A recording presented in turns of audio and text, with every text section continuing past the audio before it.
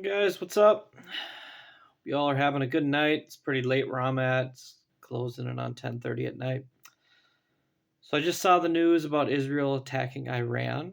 Uh, I feel horrible for the people that are involved that have nothing to do with the government in both Israel, Iran, Syria, any other country over there that's involved in what's going on. And it's unfortunate when innocent people get attacked and get hurt from either sides. It's essentially collateral damage, and nobody wants that.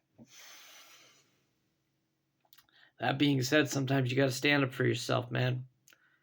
And as horrible as it is, innocent people are going to pass away because of these strikes. You know, you can't be just bullied and be beat around the bush by anybody who just comes around. I got the book of Job open, and I was specifically thinking about how when Job was attacked by the enemy, lost everything except his wife, his friends came and they were trying to tell him, hey, you must have done something wrong. Must have done something wrong. So, hey, you gotta repent. You gotta change your ways. And Job just wouldn't budge. He said, I've done nothing wrong. Later on, God rebuked the friends. So, I mean, that's saying something. I think in this situation, we're seeing something very similar. Ooh, excuse me. People want to bash Israel for what happened. Hey, look, you don't have to like Israel. I get it. But if you take Israel out of this picture and you say, look, if I have a friend who's got a ton of family members hanging out at a party, and out of nowhere, a bunch of them get massacred and killed, yeah, there's going to be something seriously wrong with that. That's not right. It doesn't matter if I'm a pastor of a church and I go out murdering people. Like, that's not right either. But the fact of the matter was they were attacked in their own country.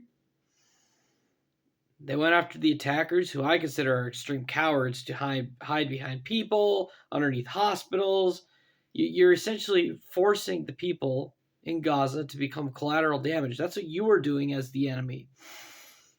You don't have the balls to stand up and go, face to face with your enemy. You don't even have the balls to go out there and just talk, just at least talk, even though that probably won't get you anywhere. But you don't have the balls to just be out there. You got to put people, your own people, in harm's way, which is horrible.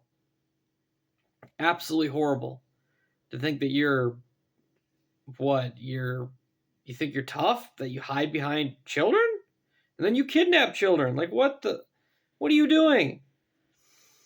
It's all frustrating, and I feel really sad for anybody that gets hurt in this war. Nobody wants to get hurt.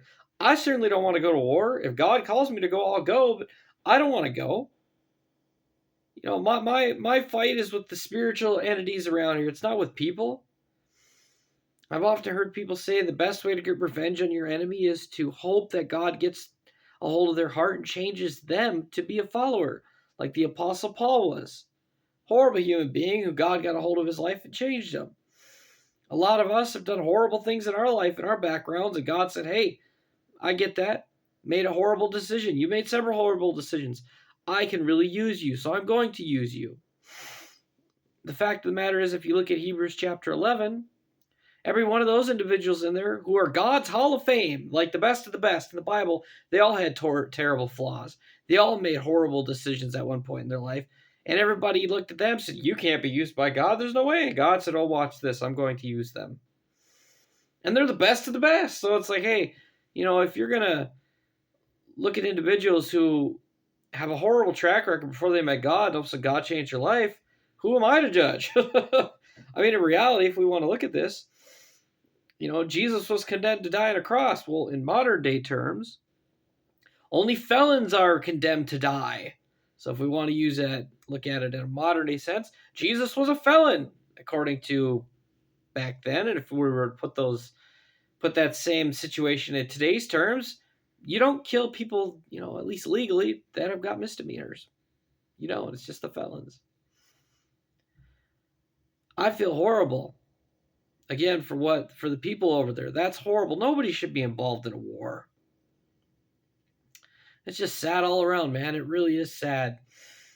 I can't imagine my own child being blown to smithereens by a bomb from either side. That would be horrible, and nobody wants to go through that. That being said,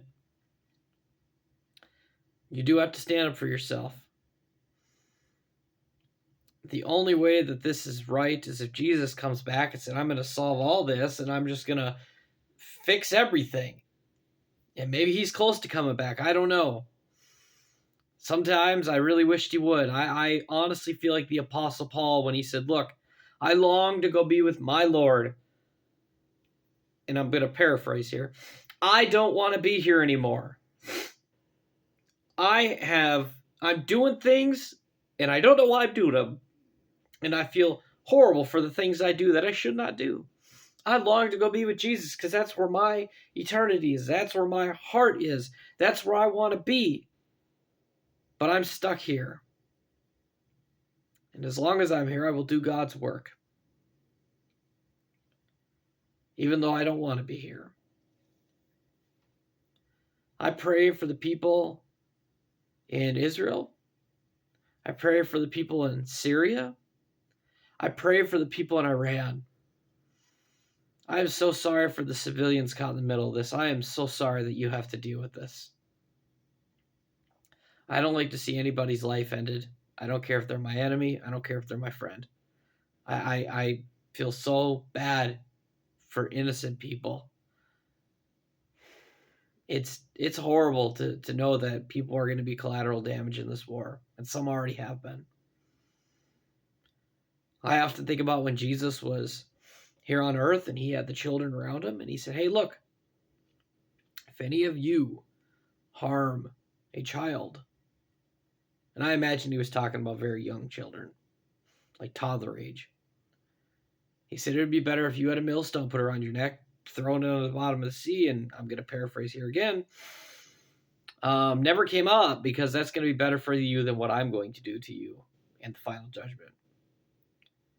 For those of us who have done horrible things in our life, that should be an absolute, thing in front of our face. Say, oh boy, get our stuff right. We do not want to screw with you because you hold everything in your hands. You are in control of everything. And I know I have zero power and authority when it comes to you. I am but a simple human being who you allowed to come into this world.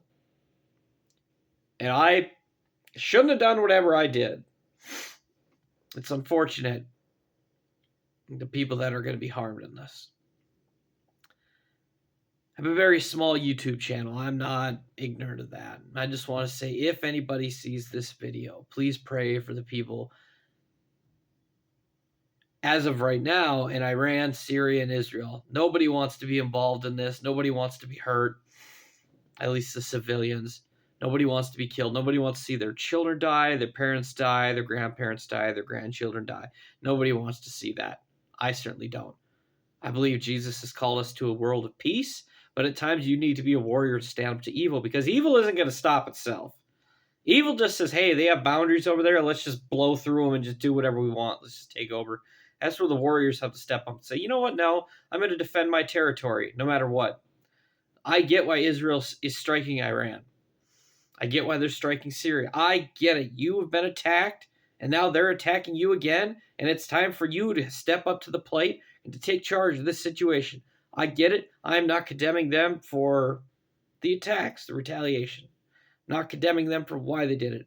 What I'm saying is I feel sad for the people who are going to be collateral damage. Again, let us pray tonight that those people, at least their souls, know where they're going to go when they pass on from this earth.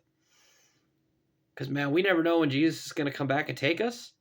And we never know if he's going to call us home before he comes back. I could die of a heart attack in the morning. I have no idea.